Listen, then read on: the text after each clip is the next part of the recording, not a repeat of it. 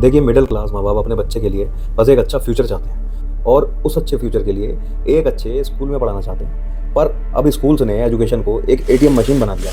हर साल फीस बढ़ाना और बच्चे के लिए पेरेंट्स लोन, ईएमआई, यहाँ तक कि गोल्ड गिरवी रख देते हैं। ये सपना है या बोझ?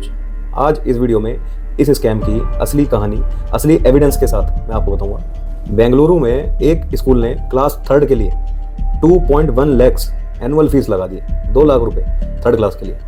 और ऐसे ही मदुरई में एक एडमिशन कराया माँ बाप ने, तो 1 लाख रुपए फीस उन्हें बताई गई यूकेजी की। आप सोच भी नहीं सकते कितनी मेहनत से जुटा हुआ पैसा एक झटके में स्कूल फंड में चला जाता है, और वो भी बेमतलब की इनकी मनमानी, इतनी ज़्यादा हाई फीस, और इस पर कोई सरकार का कोई एक्शन नहीं, कोई कोर्ट का कोई एक्शन नहीं। और देखिए, इस सब में एक मिडिल क्लास ही फंसता है सिर्फ, क्योंकि 25 से 35 हज़ार रुपये तक सैलरी होती है पर मंथ, और फीस 10 से 15 हज़ार रुपये।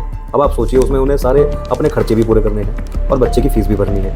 और ये सब क्या है कि देखिए, जो रिच लोग होते हैं उनके लिए एक नॉर्मल एक्सपेंस की तरह होता है कि साल का 2 लाख 3 लाख वो निकाल देंगे, उनको कोई फ़र्क भी नहीं पड़ेगा। और जो एक लो क्लास लोग होते हैं, ठीक है, जो अपना बस सर्वाइवल ही कर रहे होते हैं, उनके लिए तो बस बच्चे को स्कूल में एडमिशन कराना है, बस इतना बहुत है। पढ़ाई हो जाए, नहीं होए तो उसको बीच में छुड़वा के काम में लगा देंगे, और ऐसे उनको कोई फ़र्क भी नहीं पड़ता। अब बच्चा कौन इसमें? Middle class.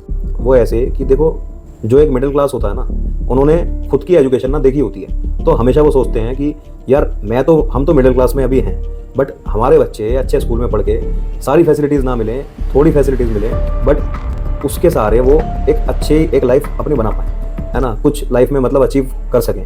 अब वो कैसे तैसे करके वो स्कूल में एडमिशन कराते हैं। उस एडमिशन के बाद जब मंथली फीस स्टार्ट होती हैं, तो स्टार्ट होते हैं उनके हस्बैंड वाइफ के झगड़े। वो कैसे कि जो उनकी इनकम है उसी में से उन्हें मंथली फीस निकालनी है।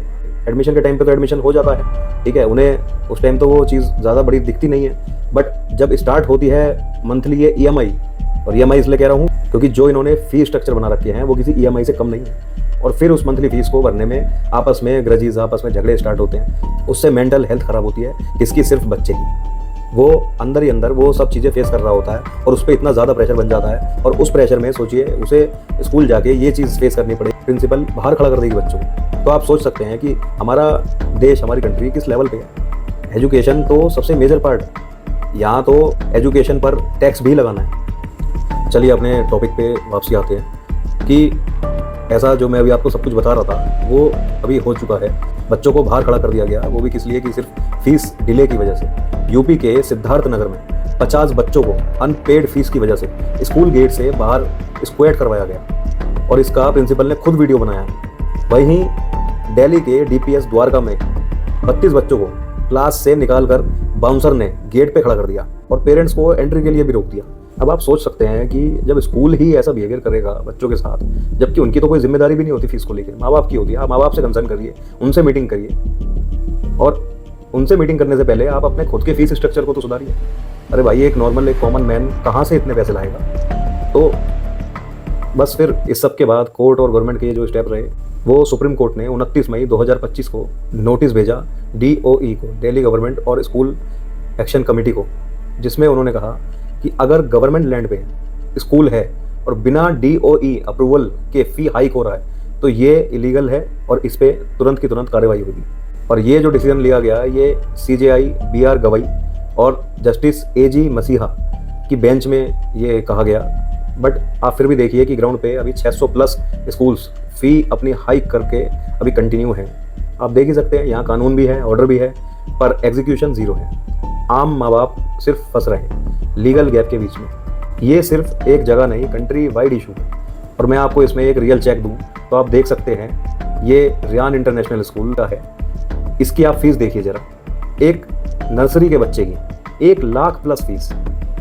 तो बहुत ज़्यादा चेंजेस करने की ज़रूरत है, क्योंकि देखिए, इस सब से बच्चों के मेंटल हेल्थ पे भी बहुत बड़ा फर्क पड़ता है। बच्चे खुद को गरीब फील करते हैं, उनकी कॉन्फिडेंस गिरती है, एग्ज़ाम फियर बढ़ता है, और एक दिन पता चलता है कि फ़ीस नहीं भरी तो एग्ज़ाम में बैठने ही नहीं दिया। तो बच्चों का फ्यूचर देखिए इज़ नॉट ब्राइट, क्योंकि अभी उनका प्रेजेंट ही तकलीफ में चल रहा है। और देखिए, इस सब के अगर लूप होल देखे जाए ना कि ये स्कैम के रास्ते कैसे बने हुए हैं, तो देखिए स्कूल क्या करता है, मल्टीपल फ़ी हेड्स बनाकर आर्टिफिशियल हाइक दिखाता है, जिसमें एडमिशन फ़ी, डेवलपमेंट फंड, एक्टिविटी चार्जेस, ठीक है, ये सब वो इंक्लूड करते हैं। पेरेंट्स को असली सच नहीं दिखाते कि उनके पैसे कहाँ जा रहे हैं, ये तो बेमतलब की एक झूठ दिखा देते हैं। और सिर्फ एक टोटल अमाउंट बिल दिखा कर शो कर देते हैं। ऑडिट फाइल पे भी नहीं होता इनका, ग्राउंड चेक जीरो रहता है। और पेरेंट्स मीटिंग में कोई कुछ पूछ लेता है तो उनको ब्लैक लिस्ट में ही डाल देते हैं। और देखिए ये तो पुराने टाइम से चलता भी आ रहा है, आपको पता भी होगा कि यूनिफॉर्म और बुक्स ये पर्सनल इनके वेंडर होते हैं, जिसमें स्कूल की कमीशन सेट होती है, उनसे ही लेनी पड़ती है बाहर, क्योंकि वो मिलेंगी ही नहीं और आपको लेनी भी ही उनसे है। ये इनकी तरफ से पूरा ये मैंडेटरी होता है। तो यार अगर देखा जाए, आप एक स्कूल चला रहे हैं तो आपको क्या फ़र्क पड़ता है कि अगर बाहर से ले रहे हैं या कहीं से भी ले रहे हैं, आपको तो उसमें पैसे कमाने हैं ना। आपको ये फीस स्ट्रक्चर तो अपना पूरा बना के रखना ही है। उसके अलावा आपको बुक्स पे भी पैसे खाने हैं, ठीक है। एक 50 रुपये की, 100 रुपये की आप एक बुक आपको बेचनी है, वो 400 रुपये में, 500 रुपये में। देखिए वही है कि सब कुछ ये सिस्टम का पार्ट बन चुका है और पेरेंट्स हेल्पलेस हैं, क्योंकि ट्रांसपेरेंसी है ही नहीं और ना ही इसमें कोई सोल्यूशन निकालती है सरकार, ना ही सुप्रीम कोर्ट इस पर कोई एक्शन लेता है। अरे आप अपने खुद के मॉडल नहीं निकाल सकते, नहीं बना सकते, तो फॉरेन मॉडल से कुछ सीख लीजिए। फिनलैंड में गवर्नमेंट स्कूल्स हैं, ठीक है, वहाँ प्राइवेट नॉन प्रॉफिट स्कूल चलते हैं और ये स्ट्रिक्ट रेगुलेशन है। और वहीं दुबई UAE में KHDA अप्रूवल मैंडेटरी है, बिना परमिशन के हाइक हो ही नहीं सकता फीस में। तो आप देखिए ना, इन चीज़ों को कॉपी कर सकते हैं। UK में अगर फ़ी हाइक करना है तो बिना गवर्नमेंट की अलाउ करे आप कर ही नहीं सकते, ऑडिट कंपलसरी है वहाँ पे। तो अगर वहाँ पे उनकी भी तो गवर्नमेंट चल रही है, वहाँ भी तो लोग रह रहे हैं। और हमारी कंट्री में देखिए कितना ज़्यादा पॉपुलेशन है, ये GDP करते हैं, इतनी GDP चली गई, GDP 3rd 4th रैंक कर गई और ये कर दिया वो कर दिया। अरे भाई तुम ये बच्चों का एजुकेशन तो देख नहीं पा रहे हो, तुम GDP की बात कर रहे हो, तुम जापान से कंपैरिजन कर रहे हो, उस जापान से जिसकी पॉपुलेशन तो देखिए।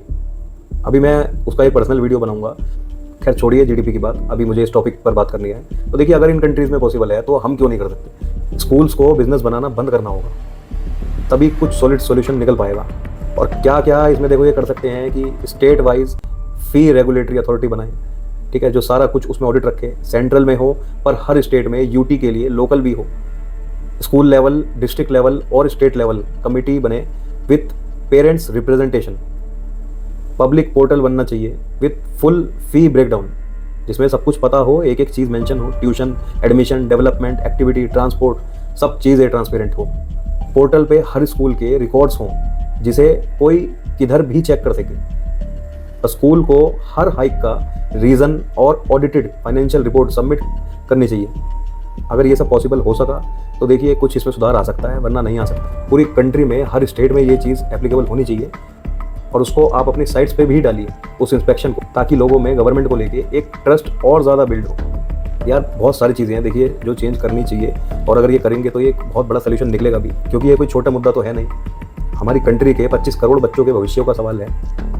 अपना फीस स्ट्रक्चर बढ़ाने से पहले इन्हें पेरेंट्स मीटिंग मैंडेटरी करनी चाहिए, जिसमें पार्टिसिपेशन एटलीस्ट 50% पेरेंट्स तो हो। Annual social audit report display करनी चाहिए publicly and subject to community review करना चाहिए। अब देखिए एजुकेशन हमारा हक है, राइट, पर अब स्कूल्स बिजनेस बना चुके हैं। Middle class families loan, humiliation, stress सब झेल रही है कि education should be right based not fee based. अगर आप एग्री करते हैं तो वीडियो को शेयर करिएगा, ठीक है, कमेंट में अपनी स्टोरी लिखिएगा और प्लीज़ सब्सक्राइब करिएगा। Thank you so much.